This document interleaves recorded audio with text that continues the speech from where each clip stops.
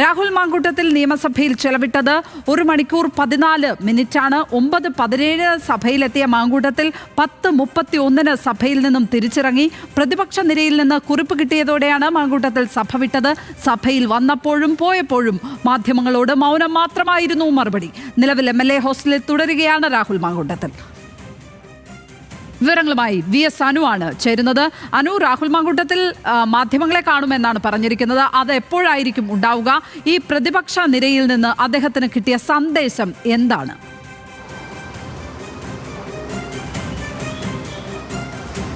ലക്ഷ്മി സൂചിപ്പിച്ചതുപോലെ തന്നെ ഇന്ന് 9:18 രാഹുൽ മാങ്കൂട്ടത്തിൽ നിയമസഭയിലേക്ക് വളരെ അപ്രതീക്ഷിതമായി എത്തുകയായിരുന്നു. അതിനുശേഷം ഏകദേശം 1 മണിക്കൂറും 10 മിനിറ്റോളം അദ്ദേഹം അവിടെ ചിലവഴിച്ചു. അതിനുശേഷമാണ് അദ്ദേഹം നിയമസഭയിൽ നിന്ന് പുറത്തേക്ക് ഇറങ്ങുന്നത്.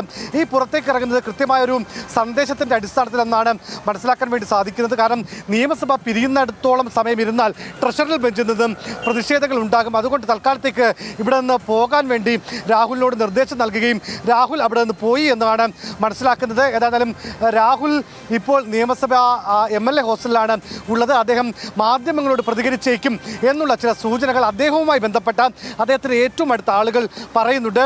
അതേസമയം ഇന്ന് രാവിലെ നിയമസഭയിൽ എത്തിയപ്പോഴും തിരികെ ഇറങ്ങിയപ്പോഴും മാധ്യമങ്ങളോട് ഒരു തരത്തിലും പ്രതികരിക്കാനോ ഏതെങ്കിലും തരത്തിലുള്ള ചോദ്യങ്ങൾക്ക് മറുപടി നൽകാനോ രാഹുൽ തയ്യാറായിട്ടില്ല. അദ്ദേഹം ഇന്ന് യൂത്ത് കോൺഗ്രസ് ജില്ലാ അധ്യക്ഷൻ നേമം ഷജീറിനൊപ്പമാണ് നിയമസഭയിലേക്ക് എത്തിയത്. അവിടെ നിന്നും 9:18 കൃത്യമായി നിയമസഭയുടെ പ്രധാന കവാടം കടന്നു. 9:20 നിയമസഭാ ഹാളിനകത്തേക്ക് അദ്ദേഹം എത്തുന്നത്. അപ്പോൾ മുഖ്യമന്ത്രി പിണറായി വിജയൻ ഈ അനുശോചന പ്രമേയവുമായി ബന്ധപ്പെട്ട് അദ്ദേഹം സംസാരിക്കുകയായിരുന്നു. ആ സമയത്താണ് എത്തിയത്.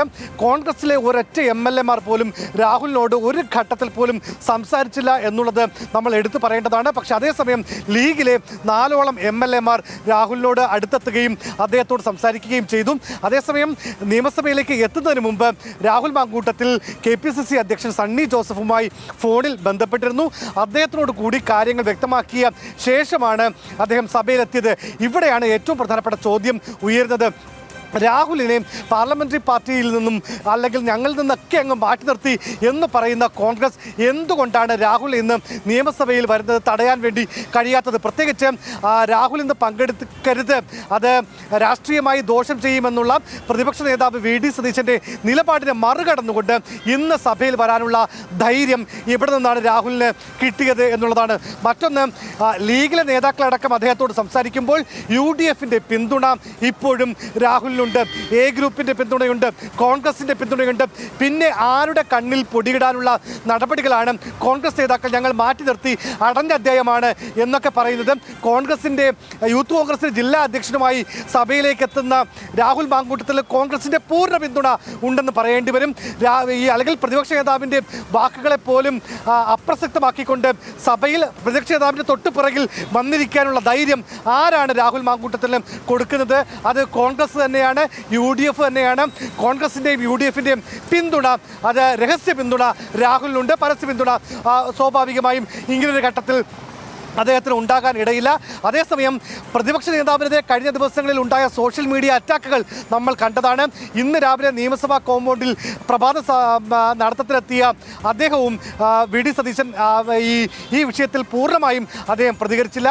പക്ഷേ VD സതീശനെ പോലും മറികടക്കുന്ന ചില ശക്തികൾ അല്ലെങ്കിൽ ചില പിന്തുണ രാഹുലിനുണ്ട് എന്നുള്ള കാര്യം വ്യക്തമാണ്. അവിടെയാണ് നേരത്തെ മഹേഷ് ചന്ദ്രൻ റിപ്പോർട്ട് ചെയ്ത വാർത്ത.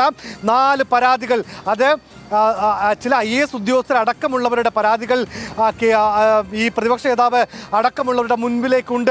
അത് പുറത്തു വന്നാൽ രാഹുൽ എത്രമാത്രം നാറും ഈ പൊതുസമൂഹത്തിന് മുമ്പിൽ എന്നുള്ളത് ഏറ്റവും പ്രധാനപ്പെട്ട ഒരു കാര്യമാണ്. അത് VD സതീശൻ ഏതെങ്കിലും തരത്തിൽ ഇന്നത്തെ KPCC യോഗത്തിൽ പറയുമോ, അത് വാർത്തയായി പുറത്തേക്ക് വരുമോ എന്നുള്ളതാണ് ഏറ്റവും പ്രധാനപ്പെട്ട ചോദ്യങ്ങളായി ഈ സമയം ഉയരുന്നത്. ഏതായാലും ഇന്ന് എല്ലാവരെയും ഞെട്ടിച്ചുകൊണ്ട് രാഹുൽ നിയമസഭയിലെത്തി. അത് വെറുതെ എത്തിയതല്ല, കൃത്യമായ നേതാക്കളുടെ പിന്തുണയോടുകൂടിയാണ് അവിടെ എത്തിയത് വ്യക്തമാണ്. ലക്ഷ്മി, അതൊരു ഒറ്റയ്ക്കെടുത്ത തീരുമാനമല്ല എന്ന് വേണം മനസ്സിലാക്കാൻ. VD സതീശൻ ഒറ്റപ്പെടുകയാണോ ഈ വിഷയത്തിൽ എന്നുള്ള ഒരു സംശയം കൂടി ഏതായാലും ഈ ഘട്ടത്തിൽ ഉയരുന്നുണ്ട്. കാരണം രാഹുൽ മാങ്കൂട്ടത്തിൽ KPCC അധ്യക്ഷനെ വിളിച്ചതിന് ശേഷമാണ് സഭയിലേക്ക് എത്തുന്നത്. അദ്ദേഹത്തെ തടയാൻ, അദ്ദേഹം സഭയിൽ എത്തരുത് എന്ന ഒരു ഉറച്ച തീരുമാനം വേറെ ആർക്കും തന്നെ ഇല്ല എന്ന് തോന്നും വിധമാണ് ഏതായാലും നടന്നുകൊണ്ടിരിക്കുന്ന സംഭവ വികാസങ്ങൾ.